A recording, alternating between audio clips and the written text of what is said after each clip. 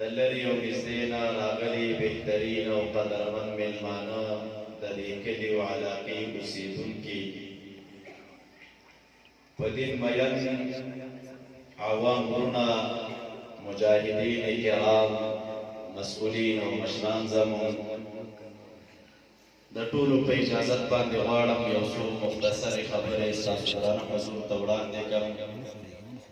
رب کریم دې اولا ما ته ورباندې د صحیح وینا او د عمل کولو توفیق راکړي او ثانیا دې الله تعالی تاسو ته د اورېدلو او د عمل کولو توفیق درکړي. معزز سامعین، د مجلس نسبت او تعلق مو د الله تعالی د بهترین کتاب سره دی. زمان وړاندې مشایخ او علماء با د قرآن کریم فضائل او بهتري د قرآن کریم سره د تعلق لرونکو انسانانو فضائل تفصیلا بیان کړي وي. زستاسو ذهنونه د یو دوه درې خبرو طرف ته را متوجه کول غواړم چې دې کې هیڅ شک نشته چې قرآن کریم بهترین کتاب دی او د الله تعالی د لوري موږ ته رالیږلی شوی قانون دی.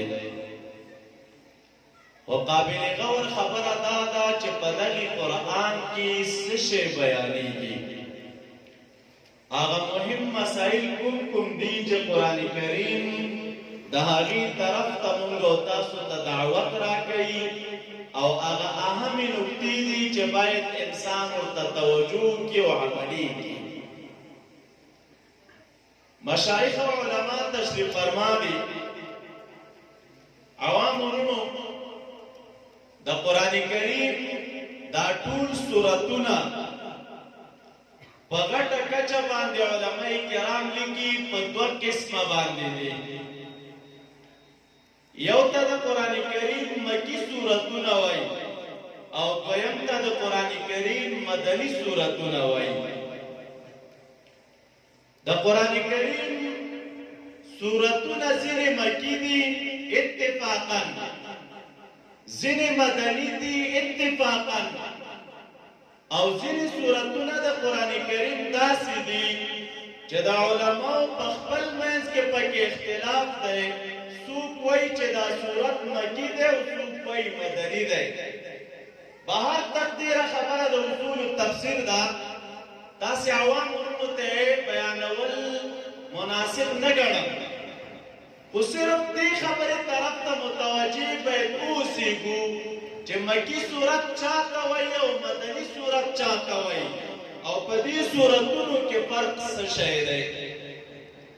علما د اصول تفسیر د مدني او د مکی صورتونو مختلف تعریفونه کوي، ولیکن یو جامع تعریف چې علماو کړی وایي مکی صورت هغې صورت ته وایي چې کوم صورت په رسول اکرم صلی الله علیه وسلم د هجرت نه وړاندې نازل شوی وي. عامه ده که دا د مکې مکرمې په حدودو کې وي او که د مکې مکرمې د حدودو نه بیرون وي، خو چې د هجرت نه وړاندې کوم صورت په نبي علیه السلام نازل وي دې صورت ته مکي صورت وایي. او مدني صورتونه هغه دي چې کوم صورتونه په رسول اکرم صلی الله علیه وسلم د هجرت نه بعد نازل وي. عامه ده که دا صورتونه بیا مدینه منوره کې دننه نازل وي او که د مدینې منورې د حدودو نه بیرون وي، خو چې بعد الهجرت کم صورتونه په رسول اکرم صلی الله علیه وسلم نازل شوي علما دې ته مدني صورتونه وایي. دا مکی او مدني صورتونه مفسرین کرام لیکي ځینې داسې دي چې د دې دواړو صورتونو مضامین سره مشترک دي، یعنی کم مضمون چې مکی صورت کې بیانېږي هغه مدني صورت کې هم بیانېږي. ځینې مضامین داسې دي د دې صورتونو چې دوی د یو بل نه ورباندې فرق لري. مدني صورت کې دا مضمون بیان دی، مکی صورت کې نشته، یا مکی صورت کې بیانېږي مدني صورت کې نشتا بهر تقدیر دا د مکی سورتونو اخی پریدو د قرآن کریم مدنی سورتونه خپل مضامین لري هغه اعلی مضامین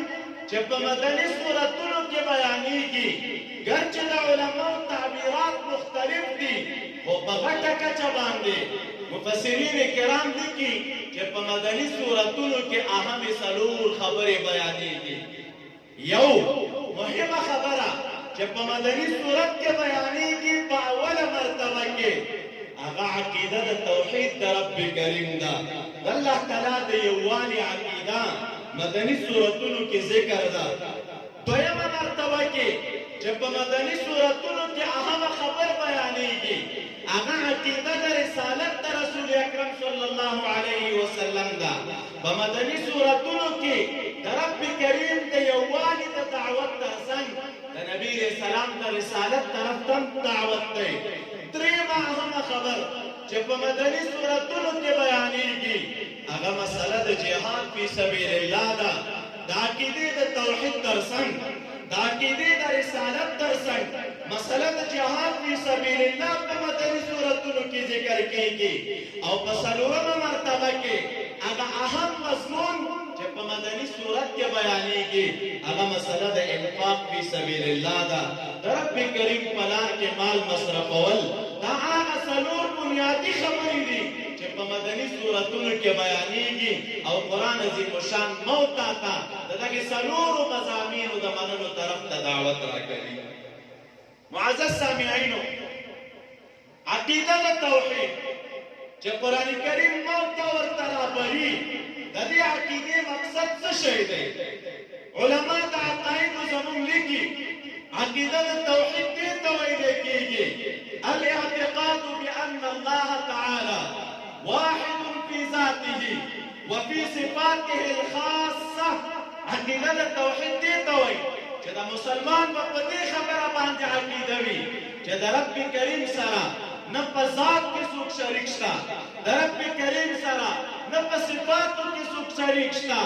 الله تعالی په اعتبار د ذات سره هم واحد دی او یو دی رب کریم په اعتبار د صفاتو سره هم واحد دی او څوک ورسره شریک نشته دې ته عقیده د توحید ویل کېږي او الحمدلله د دغې عقیدې د توحید دپاره موږ او تاسو پیړۍ پیړۍ موږ او تاسې کلونه کلونه د دغې بهترینې عقیدې دپاره قربانۍ ورکړي او د دغې بهترینې عقیدې دپاره موږ او تاسې روزلی شوي یاستو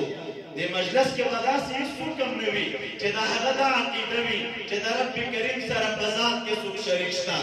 یا د هغه دا عقیده وي چې د رب کریم سره په صفاتو کې څوک شریک شته نه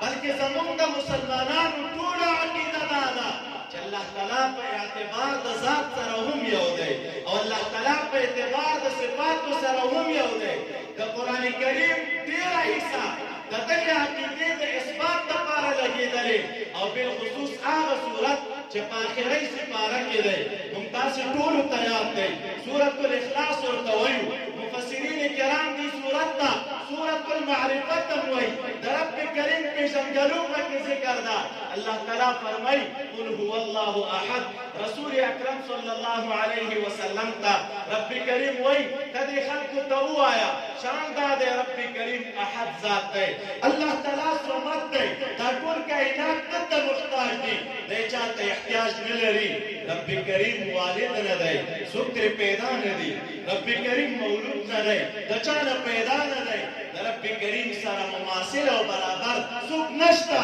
دا د سورت اخلاص ترجمه وه مفسرین کرام لیکي عقیده ترې دا معلومیږي چې مسلمان به په دې عقیده لري چې رب کریم واحد ذات دی هېڅ قسمه شریک نه لري عامه کچه باندې که موږ او تاسې وګورو علما لیکي شریکان درې قسمه دي یو اعلی شریک دی دوه کسان سره شریک وي د یو رتبه لوړه وي او د بل رتبه ټیټه وي یو ادنا شریک دی دریم مساوي شریک دی دو شریکان مې سره برابر وي یا یو شریک وي یو لوړ وي بل ټیټ وي یا دا بل لوړ دی هغه ټیټ دی ولنډه دا رب کریم قرآن عظیم الشان کې فرمایي چې زه د چا والد نه یم ما نه څوک پیدا نه دي مفسرین کرام لیکي طبعا مرتبه د پلار په زوی باندې باندې اوچت وي مقصد د جملې دا دی رب کریم وای ما سره ادنا شریک هم نشته رب کریم وای زه د چا نه یم پیدا مقصد د جملې دا رب کریم وای ما سره اعلی شریک هم نشته رب کریم وای ما سره څوک مماثل او برابر هم نشته لنډه ده چې هیڅ قسمه شریک رب کریم نه لري نه اعلی شریک لري نه ادنا شریک لري نه مساوي شریک لري قرآن عظیم الشان د دغې بهترینې عقیدې طرف ته مو تاته دعوت راکوي په دویمه مرتبه کې عقیده د رسالت ده د رسالت د عقیدې مختلف اړخونه دي خو لیکن یو بنیادي اړخ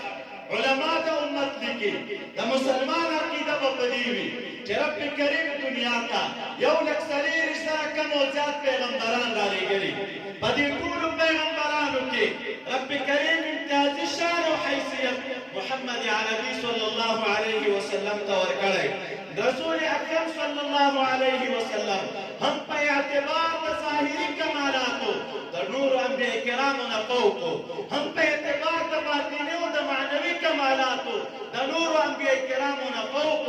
ان تر دې چې مولانا قاری رحمت الله علیه په شرح د شمائل کې وایي د مسلمان عقیده به په دې وي چې د رسول اکرم صلی الله علیه وسلم نه وړاندې څومره انبیاء کرام تیر دي د ټولو انبیاء کرامو ته چې رب کریم کوم بهترین خویونه ورکړي وو هغه بهترین خویونه الله تعالی ټول په نبی علیه السلام کې راجمع کړي وو عقیده په دې وي د انبیاء کرام چې دنیا ته رب کریم رالیږلي انسانان یې رالیږلي پیریان نه دي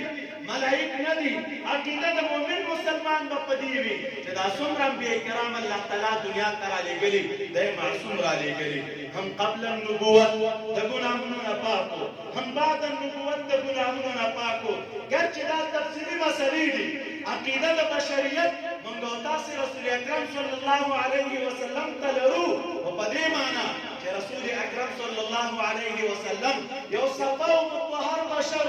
رب کریم ډېر کمالات ورته ورکړي کوم خلک چې په شان د رسول اکرم صلی الله علیه وسلم کې افراط او تفریط کوي موږ د یو ملګري هم نه یو د دواړو ترمنځ زموږ عقیده معتدله او متوسطه ده د اهل سنتو د پېژندلو علامه ده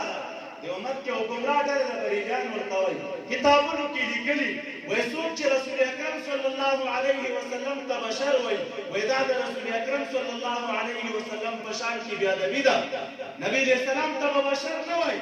څه شی به ورته وایي وایي محسنورو د دوی په مقابل یو بل ګمراه جماعت دی چې هغه جماعت د خوارجو او د وهابیانو دی هغې تل د بشریت اړخ ته ګوري او کوشش ته دې خبرې کوي چې رسول اکرم صلی الله علیه وسلم د خلکو ته د یو عام انسان په طور باندې معرفي کړي زموږ او ستاسو عقیده د دې دواړو ترمنځ متوسطه ده موږ وایو ټول انبیاء کرام او رسول اکرم صلی الله علیه وسلم دوی الله تعالی دنیا ته انسانان رالیږلي وو رب کریم دنیا ته بشر رالیږلي وو خو د بشریت سره سره څنګه چې په بشریت او مثلیت عقیده لرو په افضلیت هم عقیده لرو الله تعالی انسانان رالیږلي وو ډېر کمالات یې ورکړي وو انسانان یې رالیږلي وو د نورو خلکو سره توپیر وه او د هغې توپیر مختلفې نمونې دي دا موقع نه ده چې درته بیان یې کړم خو لنډه ده چې عقیده د بشریت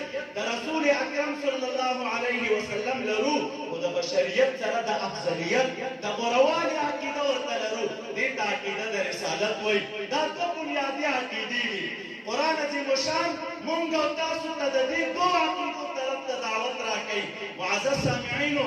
آخره کې چې کله صورت کې یا په مدني صورت کې دا دعوې ذکر شي د رب کریم د یووالي د نبی علیه السلام د رسالت په دې دعوو مختلف دلایل ذکر دي تاسو وګورئ الله تعالی څومره مهربان ذات دی د خپل ذات د یووالي ذکر چې راته کوي نو کله راته وایي ای بنده د خپل ځان ته دې وګوره څنګه د نشته نشته کړلې پکار دا د زما په یووالي عقیده ولرې ای بنده وګوره سره کوم تربیت او روزنه مې درته کړې پکار دا د زما په ځان زما په ذات عقیده ولرې کله ورته وایي چې مځکې ته وګوره څه ناشنا ځمکه مې درته پیدا کړې دا مې ستا دپاره فرش ګرځولې ګټه او فایده دې نه اخلې د دې وجې نه زما په یووالي عقیده ولره کله ورته وایي ای بنده لږ بره وګوره اسمان مې پیدا کړی ستا د سر د پاسه مې بغیر د چته ودرولی دی بله نه درته اوبه راکوزوم ناشني کېږي د دې اوبو په وجه باندې دا کارونه ما کړي زما په یووالي عقیده ولره او عجیبه خو لا دا ده قرآن عظیم الشان کې رب کریم دا هم راته وایي ای بنده بلنه اوبه درته رانازلوم تاسو د حقیقت ته سوچ وکړئ دوستانو د دریاب اوبه د یو شان خوند لري د باران اوبه د یو شان خوند لري خو چې کله دا اوبه ځمکې ته راشي دا اوبه که د هر قسمه بوټي سره یو ځای شولې انار ته دې اوبه ورکړلې ذایقه یې جدا ده جوارو ته دې ورکړې ذایقه یې جدا ده غنم ته دې ورکړې ذایقه یې جدا ده سره د دې نه چې مخکې د یو ځای کېدو د دغې اوبو نه د دغې بوټي سره د اوبو یو شان خوند و و که چېرته بوټي ته ورغلې ذایقه بدلېږي څه عجیب ذات دی څه عجیب فلټرونه یې په دې بوټو کې لګولي څه عجیبه طریقه باندې دوی اوبه تصفیه کوي څه عجیبه طریقه باندې دا اوبه د خپل مزاج سره برابروي دا ټول دلایل راته الله تعالی قرآن کریم کې ذکر کوي د دې عقیدې د اثبات لپاره چې بنده ما نه ما سوا بل څوک حقدار د بندګۍ نشته دی حقدار د بندګۍ زه یم باید زما عبادت وکړئ زما په یووالي عقیده ولرئ ای معزز دوستانو فکر کوئ تاسو هر کله چې عقیده د توحید بیان شوې هر کله چې عقیده د رسالت بیان شوې هر کله چې د قرآن کریم دعوت خلکو ته بیان شوی دا داسې نه ده چې په هر دور کې خلکو منل نو رسول اکرم صلی الله علیه وسلم فرمای ان الدین بدأ غریبا وسيعود كما بدأ د دین ابتدا د ناشنایي په حالت کې شوی و دین به بیرته داسې ناشنا شي لکه څنګه چې ابتدا یې شوی و ابتدا د غربت وه د چا تعلق ورسره نه و مؤمنانو پورې به خلکو خندل تعجب به یې کو د دوی د محبت نه به یې تعجب کو د دوی فقر ته به یې تعجب کو د دوی د هغې خپل میل نه د یو بل سره د تعلقاتو نه به یې تعجب کو ناشنا ناشنا به ورته دا خبرې ښکارېدې د خانه کعبې نه ګیر چاپېره 314 بوتان یخي نبي علیه السلام چې دوی ته دعوت ورکو چې و خلکو راشئ د یو الله عبادت وکئ د دې ډېرو خدایانو عبادت مه کوئ خلکو به دا خبر دومره ناشنا ګڼله وایي ته ورته وګوره ای د ډېرو خدایانو نه به یو خدای جوړ کړی دا ډېر خدایان دي دا د فلاني حاجت لپاره دا د فلاني دا د فلاني دا د فلاني دا یو خدای به وایي زموږ دومره ډېرو حاجتونو ته څه رقم راورسېږي دا خبر به یې ناشنا ګڼله بلکل رسول اکرم صلی الله علیه وسلم د دې ناشنایي په پایله کې قسمه تکلیفونه تیر کړل او مبارک په خپل ځان برداشت کړل په خپل خاندان یې برداشت کړل په خپلو بیبیانو یې برداشت کړل او امت ته پیغام پرېښوده ای زما امته د دین ابتدا د ناشنایي په حالت کې وه دین په آخره کې بیا ناشنا کېږي څنګه چې اوله کې ناشنا و د چا تعلق ورسره نه و آخره کې بل ناشنا کېږي خلک به تعلق ورسره نه ساتي اوله کې د عقیدې د توحید دښمنان وو اوله کې د عقیدې د رسالت دښمنان وو هېڅکله د مکې مشرکانو دا خبر نه غوښتله چې عقیده د توحید دې خوره شي عقیده د رسالت دې خوره شي یهودو نصاراو دا نه غوښتله چې عقیده د توحید او عقیده د رسالت دې خوره شي نن هم یهود او نصارا نشر او اشاعت د عقیدې د توحید نه غواړي په دې خبره دوی نه دي راضي چې څوک دې د رسول اکرم صلی الله علیه وسلم په پیغمبرۍ باندې ایمان ولري یا د الله تعالی ته د یووالي عقیده ولري هغې دوران کې د رسول اکرم صلی الله علیه وسلم په خلاف خلکو مشورې جوړې کړې د قتل د کلي نه د لرې کولو مختلف دسایس یې برابر کړل نن یې برابروي خو دا دوه عقیدې چې الله تعالی مونږ او تاسو ته مدني صورتونو کې ذکر کوي تعلیم د دې راکوي ای مؤمن مسلمانه عقیده د توحید ولره او نورو ته هم بیان کړه ای مؤمن مسلمانه عقیده د رسالت ولره نورو ته هم بیان کړه که د دې دواړو عقیدو په مخ کې دا ته څوک خنډ را پیدا شول نه یې در سره منله ستا د دعوت مانعین جوړېدل ستا لاره کې خنډ واقع کېدل عکس العمل به د دوی په مقابل کې څه شی وي الله تعالی هم دې مدني صورتونو کې اخره کې دوه مضمونونه نور راوړي راته که د عقیدې د رسالت نشر او اشاعت در سره چا نه منه نو درېیمه لار ستا دپاره هغه د جهاد فی سبیل الله ده دا د جهاد لار دا د کوم بل غرض دپاره نه ده دا دپاره د دفاع د عقیدې د توحید د جهاد لار د بل غرض دپاره نه ده دا دپاره د نشر او اشاعت د عقیدې د توحید د جهاد لار د کوم بل مقصد دپاره نه ده دا دپاره د حفاظت د مرکز د توحید او د جهاد فی سبیل الله تر څنګ پدین کار نه کیږي چې خپل ځان مصرف کړي تنها پدین کار نه کیږي چې خپل وجود طاقت مصرف کوي رب کریم وایي که دا دوه عقیدې ساتل غواړئ او د دې نشر او اشاعت غواړئ د جهاد فی سبیل الله تر څنګ دویمه نسخه شته دی چې هغه انفاق فی سبیل الله دی رب کریم مال درکړی بله مال مصرف کا کچر تخبر نه مصرفوي بل ته دعوت ورکا څوک به لګوي ځان به قربانوي چاته پکار دي مال خپل مصرف کړي دا دوه لارې چې تا یو ځای کړئ لار د جهاد فی سبیل الله او لار د انفاق فی سبیل الله الحمدلله مرکز د توحید به هم محفوظ وي عقیده د توحید به هم محفوظ وي عقیده د رسالت به هم محفوظ وي هغه خلک چې په چا باندې پیغام د توحید هغه خلک چې په چا پیغام د رسالت بد لګېده د هغې خلکو مکرونه او فریبونه د جهاد او د انفاق نه بعد د دغې دوه عقیدو په مقابل کې بیا کار نه ورکوي او الحمدلله موږ تاسو ته نمونې څرګندې دي دا داسې نه ده چې علمای موږ تاسو ته بیانوي ای معزز سامعینو زموږ استاسو په دې قریب وختونو کې دا درې لوی امپراتورۍ چې په افغانستان یې حمله کړې دا د کوم بل غرض دپاره نه و صرف د دې دپاره چې افغانان په دین مین دي افغانان د رب کریم په یووالي مین دي افغانان په خپل پیغمبر مین دي که انګریز دې وطن ته راغی د دوی فکر دا و چې افغانان همیشه لپاره محکوم اوسیږي افغان همیشه لپاره غلام اوسیږي افغان د رب کریم د یووالي پیغام چاته بیان نه کړي خو که زما ستا د دې وطن نه په مخکې انقلاب کې انګریزان سرنګون تللي دي دا برکت د بل شي نه دا برکت د جهاد فی سبیل الله و د څه شي برکت د دوستانو او که ورپسې انقلاب د روسانو راغی دا سپین ږیري دلته ناست دي د روسانو دشمني زما ستا د عالم سره وه د روسانو دشمني زما ستا د مسجد سره وه د روسانو دشمني زما ستا د عقیدې سره وه همدا وجه ده په تېر انقلاب کې زما ستا عالم ته زما ستا مجاهد ته زما ستا د ملک مدافع ته زما ستا د عقیدې مدافع ته روسانو کلمه د اشرارو کاروله ویل به اشرار دي مسجد بمبار کا عالم شهید کا عالم بندي کا په اجتماعي طور باندې راغونډې کا په زرګونو علما د خاورو لاندې روسانو لاندې کړل د دوی کوم بل جرم نه وما نقموا منهم الا ان يؤمنوا بالله العزيز الحميد رب کریم فرمای دا کفار د مؤمنانو نه بل سبب نه ګڼي بلکې دا سبب ګڼي چې دوی په الله تعالی ایمان لري هغه الله تعالی چې عزیز او حمید ذات دی زمونږ د تېرو علماو زمونږ د تېرو سپین ږیرو زمونږ د تېرو متدینو افغانانو جرم کومه بله خبر نه وه صرف ایمان بالله و د هغې ایمان بالله په پایله کې زرګونه شهیدان یې ورکړل هغه روسان چې په کبر او غرور او په دبدبه زما ستا دې مظلومې خاورې ته راټنډه شول الحمدلله چې د افغانستان د پاکې ځمکې نه هغې سرنګونه او نامراد روانو دا برکت د څه شي وه لږ په شوق جواب راکړي د څه شي وه جهاد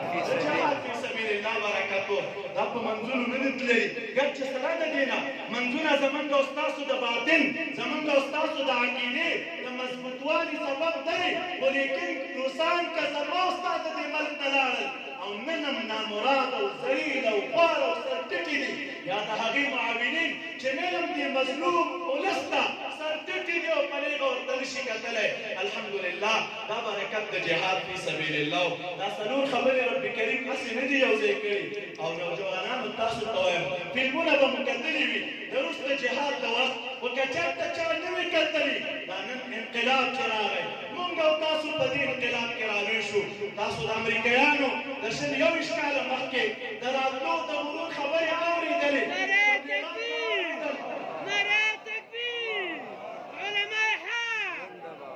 وی امریکایان دا روان دي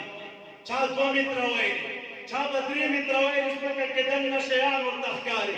دا تبلیغات شروع که چا امریکایي ته وسله مخامخ ونیوله وسله یې کږېږي ویلې کېږي دا تبلیغات هم شروع که چا ورته وکتل لنګېږي چا دا ورته ویل چې پاسې تیاره روانې لاندې که میږی په مځکه روانې د تیارې نه میږی ویني دا ټول تبلیغات د امریکایانو د راتلو سره شروع کله چې امریکایان راغله مونږ او تاسې په سترګو ولیدل دا خو اطراف دي دلته به نه د الله په ذات یقین وکړئ چې په ښارونو او مرکزونو کې په مساجدو کې اوبه نه پیدا کېدلې چې اودس دې ورباندې کړی وی په مسجد کې امام نه پیدا کېده چې مونږ دې ورپسې کړی وی د جنازې دپاره د امام نه پیدا کېده چې د مړي جنازه یې درته کړې وی بس علما راونیسه بچا بمونه وغورځوه څوک په بندیخانو کې واچوه څوک یې دې ته مجبور کړل چې وطن پرېږدي او واپس لاړ شي دا د کبر او د غرور او د دبدبې خبرې شروع وې او دې مظلوم ولس ته یې دا پیغامونه اورول دوه خبرې دي یا تسلیمي ښکاره کوي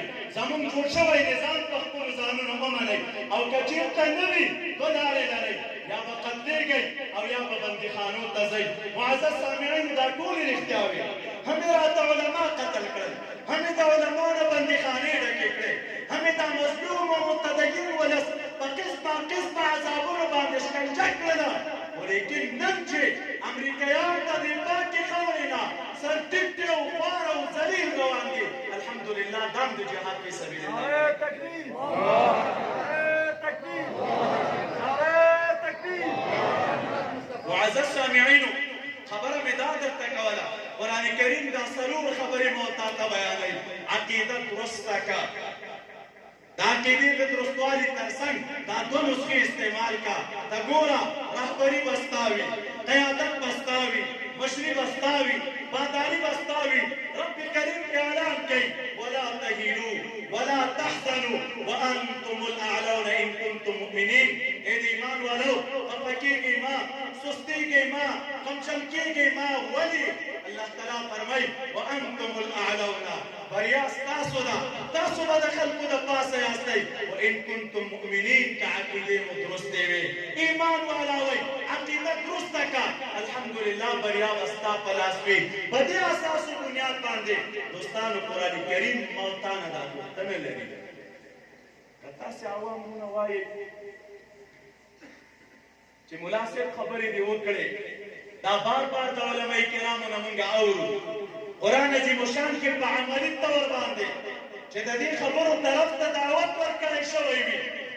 یا د دې نظام د جوړولو طرف ته دعوت ورکړی شوی وي یا د ملک د اصلاح لپاره دعوت ورکړی شوی وي داسې یو څه نمونه موجوده ده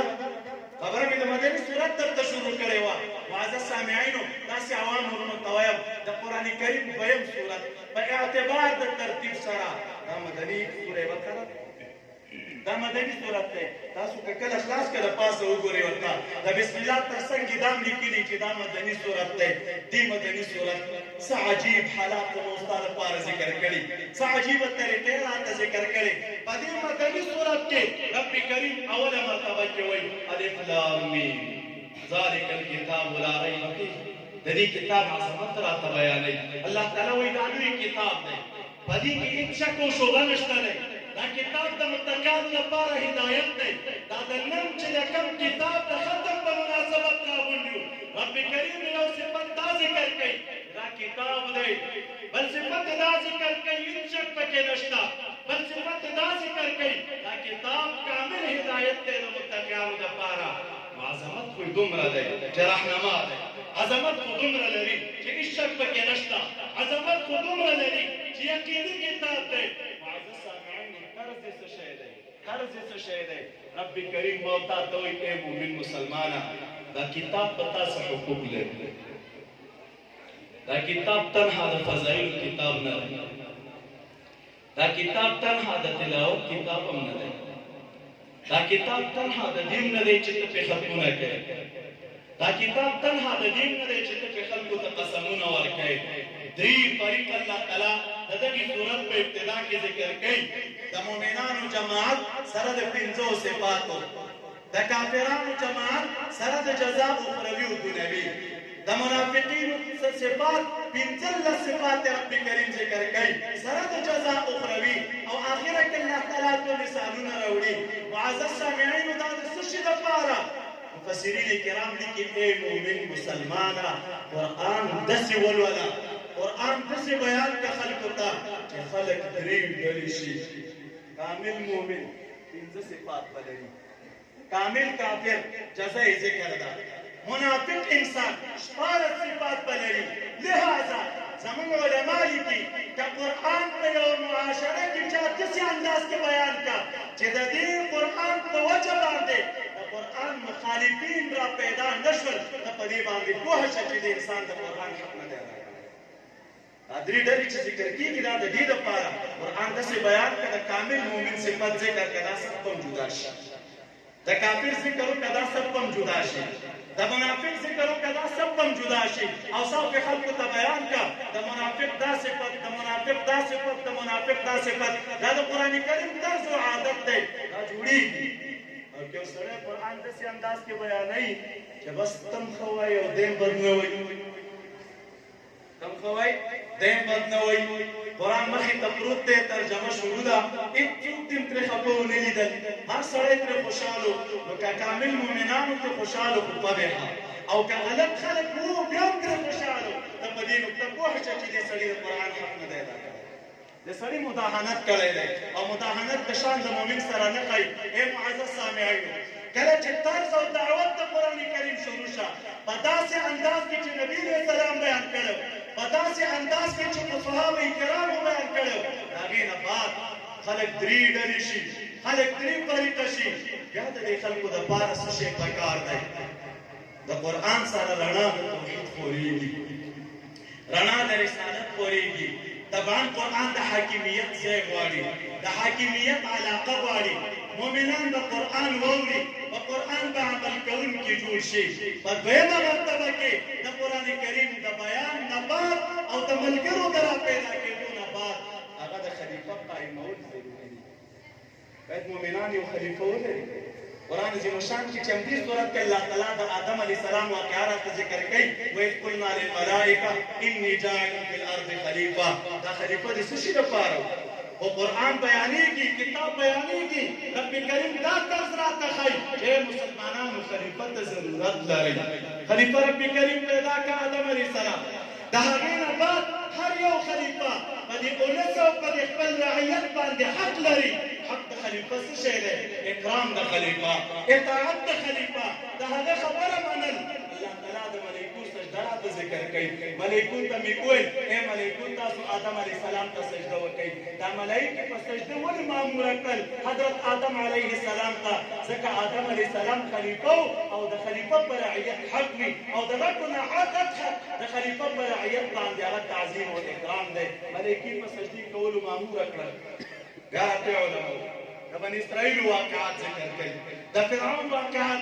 راته ذکر کوي. ته وګوره رب کریم وایي بني اسرائیلو ته مې خلافت ورکړی، مشروع ورته ورکړې وه، اما دا خلافت د دې بني اسرائیلو نه لاړه، پاتې نه شو ورسره. دا خلافت رسول اکرم صلی الله علیه وسلم ته حواله شه. دا د بني اسرائیلو نه خلافت ولې لاړه؟ رب کریم دې صورت کې دوه سببه ذکر کوي. یو خدا چې په دې خلکو کې دومره بد اعمال را پیدا شول چې د هغې بدو اعمالو د وجه نه خلافت ړنګ شو، او دویمه وجه دا وه چې حضرت ابراهیم علیه السلام دعا وکړه، الله تعالی خلافت د بني اسرائیلو نه محمد رسول الله صلی الله علیه وسلم ته حواله کړه. هغه بد صفتونه څه شی وو؟ الله تعالی فرمایي لا تلبسوا الحق لا تكتموا الحق لا تشتروا بآياتي ثمنا قليلا. دا راته وایي زما په آیتونو لږې پیسې مه اخلئ، رشوتونه مه اخلئ. ولې؟ په کوم خلافت کې چې رشوتخوري شروع شي هغه خلافت ړنګېږي، برکت یې د منځه ځي. حق مه پټوئ. کوم خلافت کې چې د حق پټېدل شروع شول برکت یې ختمېږي، خلافت د منځه ځي. لکه د بني اسرائیلو نه چې لاړ. حق او باطل سره خلطوئ مه، حق باید معلوم وي، باطل باید معلوم وي. هغې خلکو دا خلطیت شروع کړه ځکه خلافت یې د منځه لاړه. خو چې کله خلافت قایم شي د خلیفه دپاره څه شی پکار دي؟ دوه قسمه کارونه ورته پکار دي. یو هغه امور دي چې د هغې تعلق د تدبیر منزل سره وي، یو هغه امور دي چې د هغې تعلق د سیاست سره وي. په خلافت کې څه پکار دي؟ کورني مسایل، د ښځې د خاوند ورانۍ راشي د هغې اصلاح پکار ده. کله خبره طلاق ورته مفتی شي نو د طلاق مسایل راته الله تعالی دې صورت کې ذکر کوي. کله نا کله داسې وشي چې د دې نه بعد بیرون دنیا ده خلافت قایم دی، خلیفه ته څه پکار ده؟ منکرات باید لرې کړي. د هغې دپاره مثال راته رب کریم د سود ذکر کوي. منکرات باید لرې کړي، بې ځایه ګرویانې خلک ونه کړي په غلطه طریقه باندې. دا منکرات باید دی د منځه ویوسي. او د خلیفه دپاره پکار دا ده چې چې یو بیت المال نظام قائم کړي د تجارت یو نظام قائم کړي الله تعالی فرمایي اذا تداینتم بدین فاكتبوه الى اجل مسمى دا مسله د مداینت راتول ذکر کوي مقصد دا دی چې مسلمانان سره معاملات کوي په کار د درسته طریقه باندې د دوی معاملات ترسره شي زموږ استاد ژوند ټوله خلاصه زموږ استاد ژوند ټوله بریا زموږ استاد ژوند کامیابی زموږ استاد ژوند بدنامي ورکېدل دا ټول د الله تعالی په دغه بهترین کتاب کې ذکر ده الله تعالی موږ ته د دې مسایلو طرف ته دعوت راکړي رب کریم دې موږ تاسو ته استقامت په شریعت نصیب کړي وای دوستانو عقیدت توحید کا عقیدت رسالت کا قدرس جهاد دے قدرس انفاق دے ددی روزانه په دینی مدارس کې کیږي زمونږ استاد په دینی مدارس دغه خبرو د دعوت لپاره جوړ دي مسؤلیت زمونږ استاد د عوامو مدا ده چې د دې خپل علماء ترڅنګ ودرېږو د خپل مدارس ترڅنګ ودرېږو اسباب د خدمت ورته برابر کو د علماء او د عوامو خبره یو شوه ان شاء الله دنیا کې به هم سرلوړیو آخرت کې به هم سرلوړیو الہ العالمین دې په دې څو خبرو باندې موږ تاسو ټول ته عمل کولو توفیق نصیب کړي مشران کابر ناس دي د دې په حضور کې را زیادت نقصان شوی الله تعالی دې راته معاف کړي واخر دعوانا الحمدلله